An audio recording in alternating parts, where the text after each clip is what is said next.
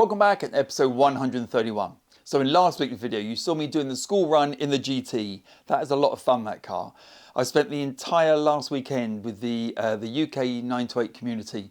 We all meet up once a year, just down the road from my house, luckily. It's fantastic. I think we had 28 or 29 cars all together. It's just really nice to sort of meet people, chat, make some friends, swap some car parts.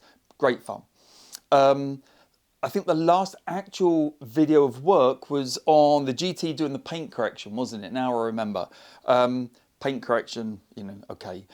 It doesn't look as bad as it used to look, that's all I'm going to say. But the car's running great, that's the main thing. This week what I want to do is get back on the 79, start stripping that down ready for spray. I'm expecting to spray probably shortly after Christmas, hard to say at the moment, but if I don't dive in, it'll never get done. So let's just get in there, start taking some bits off the car and see how it goes.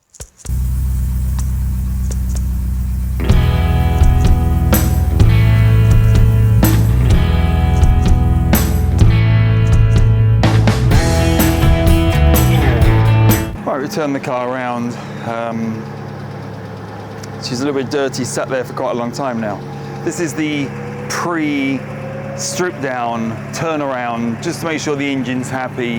I want to get up to temperature. I want to have a look around the car. I'll take you off the stand, we'll have a walk around. It's a little bit tappety at the moment, but it's just because it's sat there for a couple of months probably. I've got the sill here, this side, this sill I did, which I think the body shop are actually going to renew that sill, so I'll take it off and redo it. A little bit of corrosion up the front there, just in there. We'll have to look at when I take the paint off, see what sort of order that's in. Hopefully it's nothing too bad. We'll just sort of wander around, see if there's anything noteworthy. I mean, everything looks, like you expect for a 45-year-old car now with a bad spray job. I'm really just giving it a chance to warm up, just check if there's anything that jumps out at me straight away and I think, oh, I've got to do that. There's a little dent here where I think the previous owner said it rolled down a hill and hit his Land Rover. So it's sort of creased in. If I just zoom you in a little bit, it's creased in the door here, and then I think it's pushed in this rear wing a little bit. I don't know if it comes across on the camera, but the rear should be, that piece there should be out a little bit more. A little bit of rust on the scuttle. I've got a new one of these, so I'm not too worried about that. The roof is where we're going to hit the issues. What happens when I start stripping this down? And you can see in here, it's quite rusty. I don't know what's going to be under there. This obviously, paint is irrelevant, that'll just come flying off. But you can look in little gaps like this and there is rust, so we need to see what's going on. The windscreen, funny enough, that should just pop out because there's not a great deal holding that in at the moment. Over the top of the roof, got a whole new rear hatch, so I'm not really worried. There's a nice juicy rust spot there, but irrelevant. This is sort of the stuff that worries me. When we get the paint off, that's actual metal there, so it's straight through. When we get the paint off, we can see what's going on there. Nothing else too exciting there. It's had another sill on this side, but that's pretty good, I think, pretty clean. Wheels still look great. Here on the rear quarter, there's a nasty bit of rust here. That'll need something. We'll have to work out what to do with that. Rear bumper's in pretty good shape actually, so I'm not too worried about that. It's nice. Hatch, I said, is going to replace this juicy rust spots here, but irrelevant for the moment. And I mean, that's kind of it from the outside. Now, my task now is I'm going to strip the interior out completely, so there's nothing in there at all. Dashboard as well. You can actually see my beautiful cluster there working quite happily now. Now it's got the Luminate circuit board on the back there. That works beautifully. And so all the interior will come out. I actually store lots of things inside the car, so the back is full of things. Seats, everything, carpets, we'll get all of those out. Down as far as I can. I've got a spare carpet set in a bag in the garage that I'll fit. And then we'll start taking the outside apart. There's going to be the rear bumper's going to come off here, front bumper, wing mirrors, doors, door lock. I might probably leave the doors on for the moment. And those rear quarter glasses. If I show you these windows here, there is some corrosion here, and I noticed when I was playing around on this side, there is, oh no, it's actually the other side, sorry, but there's a little bit of corrosion here as well. But when I was around on the other side, on the inside, there is a bit come through, sort of deep inside there, so I'm gonna have to be careful and see what's going on. But the glass will come out anyway, we'll strip all the paint off and we'll see what we've got. So I've owned classic cars for many years, and you're thinking all that time I would have learnt to put the battery on charge. And even now, despite having 2 trickle chargers, 2 classic cars, I still forget to plug it in. So what do? Each time I go out there, I wanted to start the car up, I go out, turn the key, absolutely flat. So I was over the moon when a company called AUXITO sent me this. This is a jump kit. It's basically a big battery that you have in the boot of your car. If it's gone flat, plug it into the car battery, off you go. It saves you from having to call the AA or any of the recovery services. I'll show you what you get in the box. You get a really nice carry case. So this is what's going to be in the back of your car. Inside the box we have an instruction manual. No one ever reads those, by the way. You have the main unit, which is actually pretty small. I don't know what that weighs, but it's not particularly a lot. And the main cables, really nice sturdy cables like that. And that's all you need. So I'm going to pop out to the garage now. I have a number of flat batteries. I'm going to fit a flat battery into my car and show you how it works, show you how it starts. I think it's a fantastic idea. So imagine on that Sunday morning you want to go out for a quick blast, turn the key, there's nothing there. What I've done is recreate that situation here. I've taken my good battery out and I've put one of my old BMW batteries in. There is nothing in it, or there's about virtually nothing. I'll slide down the side in a second and turn the key. You can hear the fuel pump come, but there's nothing on the ignition at all. Then we're going to use the battery jumper to see if we can get it to start. I'll just quickly try and start it now. So key on, you hear the fuel pump, but nothing. You can't turn it at all. Absolutely nothing there. This has come up and said 100%.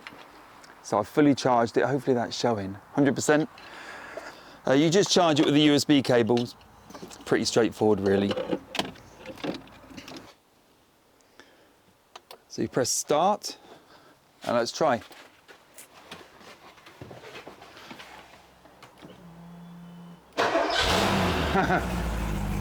That's pretty cool, isn't it?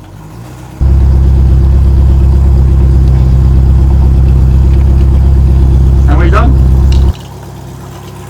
You got to say, that is pretty impressive. That battery sat there for a very long time. It's just done nothing. I don't know, it's probably 6 months it's sat on my side. It's pretty much completely flat. I've turned the car off because it's just too loud for me to talk.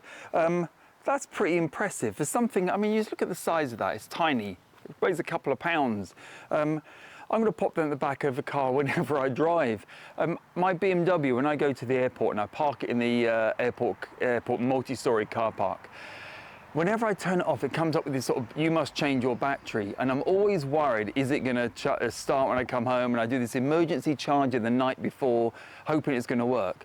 Pop that in the boot, I don't have to worry about it anymore. And within classic cars, you know, they're always leaking battery charge. You never know 100%. That's going to become part of my regular kit. Thoroughly recommended that.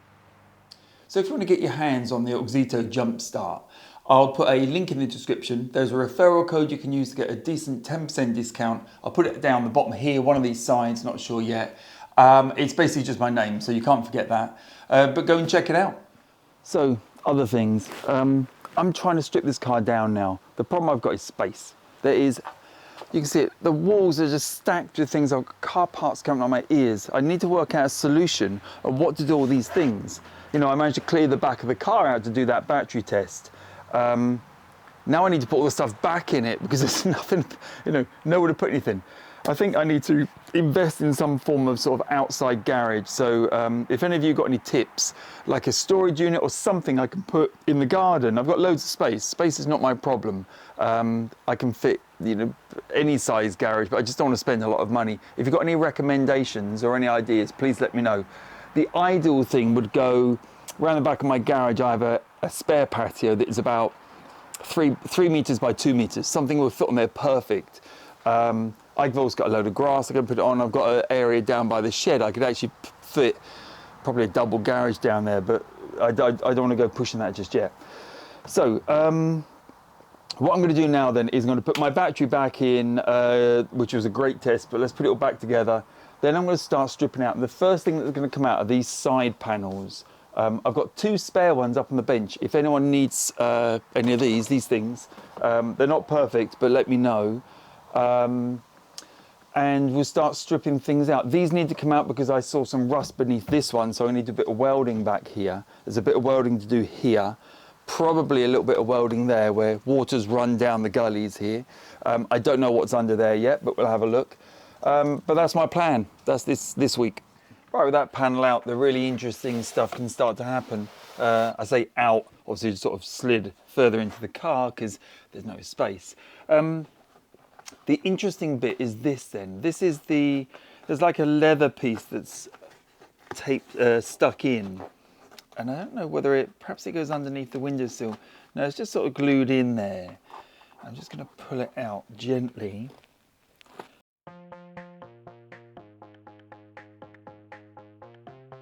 All the way out, I think. But this is what I wanted to see. The back side of the rust here, it doesn't feel like it's gone through.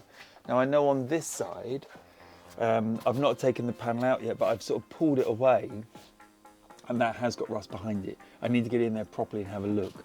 But that'll be the next one I take out. I've got the 2 panels out of the car now.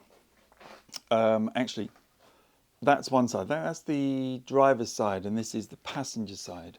Now this one's got some sort of breaks here. There's a break there, a bit of a rip here. And the leather on the other side's not amazing. I've got a perfect one here, but the problem with it is the texture of the leather's slightly different to this one. I don't know if you'll be able to tell, but this is more grainy, and this is sort of just dotty as opposed to grainy. So I'm really tempted to stick with the original and just repair it, because I can probably fiberglass repair here. You can see actually if I just pull it apart. Fiberglass there, fiberglass here. And then rebuild this section. Again, it's just sort of broken, but it shouldn't be anything too complicated to do that. Actually, the perfect one's saying that, yeah, it's actually snapped in the same place, comically. So I think I can get that one back to a usable state. Now back here, what I've done is I've pulled off this is the rubber matting that sticks to the inner wheel arch, or inside of the inner wheel arch, and you can actually see, here's the rust problems I've got. So there's one bit there, there's one bit there. Is that going to focus for you? Probably not. It's nice. And another bit there. So obviously that needs dealing with. On the other side, this is actually clean. There's no rust at all on this, so that's not looking bad at all. But again, obviously I've got the rubber thing off, whatever it is, foam padding. This side's foam padding, even as I think it's had a mouse in there eating away at it or something. It's sort of gone a bit weird. So that's where I am now. Ultimately here, I'm going to have to cut this out, cut that out, cut that little patch out with air somewhere, and weld back in there. But I'm going to have to, actually, just looking at it, there's a bit there as well. I'm going to have to drain all the fuel out the petrol tank for that, because the petrol pipe comes along and runs along the back of there. I think that's rotten, where water's flicked up from the wheel arch, because it didn't have a wheel arch liner in, and sat behind. There's a petrol, I don't know if it's an overflow or a vapor thing to do with the petrol tank, and it collects there. That was tucked right up there with some padding behind it. I bet the rust has formed where the padding was touching the metal. But anyway, we'll deal with that. So I was going to put these away and then worry about sort of repairing them when I come to rebuild the interior of the car. But the problem I've got is that I've got 4 of these, 2 for each side, and I want to get rid of some. So I think it's worth trying to repair it now, see if I can. If I can't, then I know I can chuck this one away and use the one that isn't broken. So the first thing I want to try and do is I just want to put some scoring on here for the fiberglass to sort of get hold of. Maybe not the best technique. I wanted to use a file, but I can't get a file on it very well. So I figured this is better than nothing. So just score it up a bit. I've got the clamp to hold it in place. It's the best clamp I've got, which is obviously just a pair of molar grips, but it will do the job. What I'm going to use then is some paint degreaser. You can see that stuff. Just to give it a wipe down, make sure there's nothing on there. Imagine how grubby that is.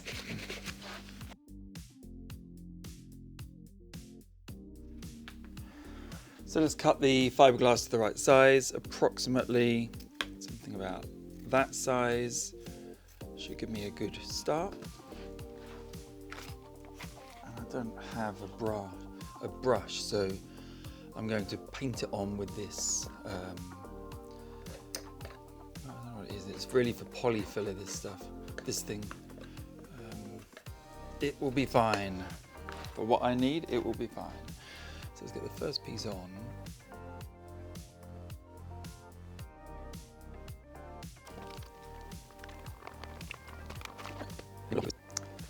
Come around to the other side then. So this is the repair I did yesterday, and then I'm going to do, there's a big line all the way along here, and this panel here was actually completely out. So what I've done is I've cleaned it all up, I've scratched it up. I forgot to say yesterday, I'm using the pads that I'm going to be using on the DA to strip the paint off the car. That's an 80 grit, which is pretty aggressive.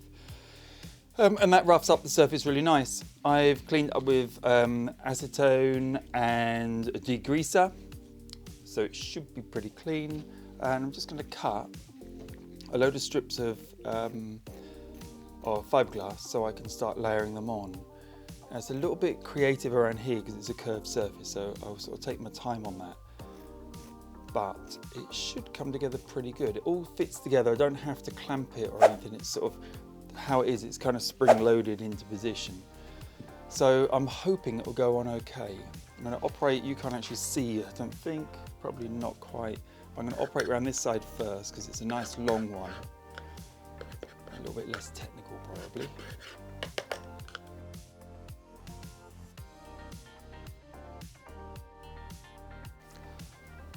Okay, and then on to the next part. I'm just going to cut a bit of fiberglass and just see if I can make it fit. Oops. Right, so that's going to come in round like that. It looks pretty good. So let's put, in fact, let's cut it into a few smaller pieces. The great stuff of this is that it all sort of forms together when it dries, doesn't it? So.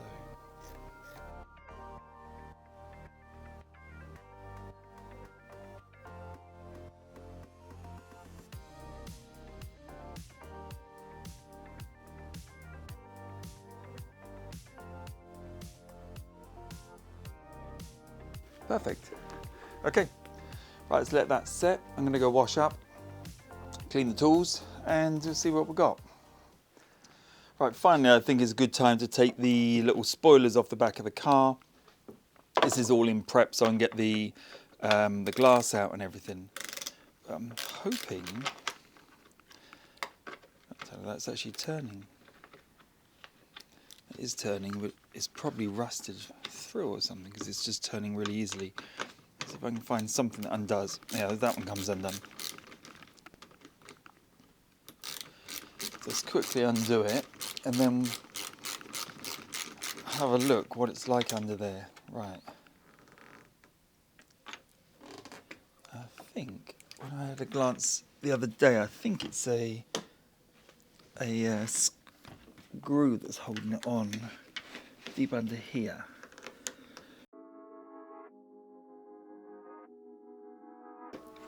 There. Whew. Okay, if anyone needs spoilers, let me know.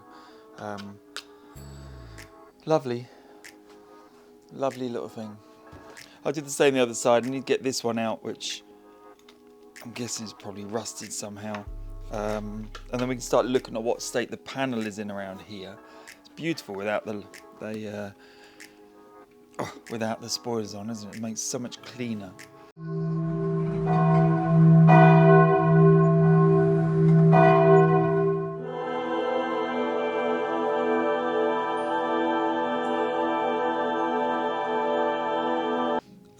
That needs to come out of there somehow. Probably when the window pops out, it's tucked in somehow. And hopefully this side will come out the same. Now luckily this side, the bolts come out of the car rather than the bolt coming out the spoiler. That'll make it a little bit easier. Here we go, another piece off. Beautiful.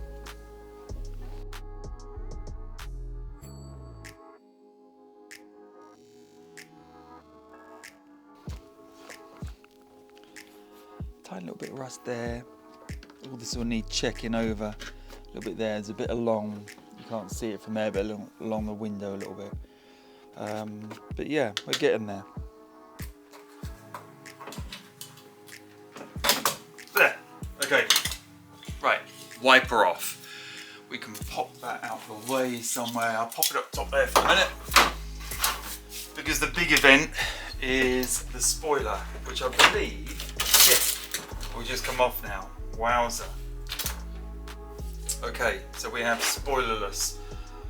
I don't know what that, someone's dropped something down the back of the spoiler many moons ago. Yeah, this really is rotten, this window. Amazing. Amazing it's still in there.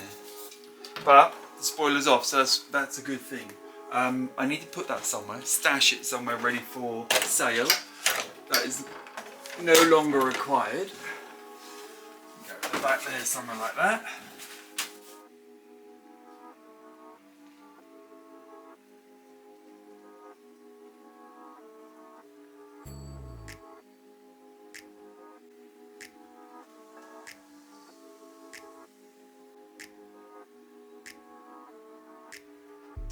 Right, I think that's enough this week. That's good to start the ball rolling on the strip down.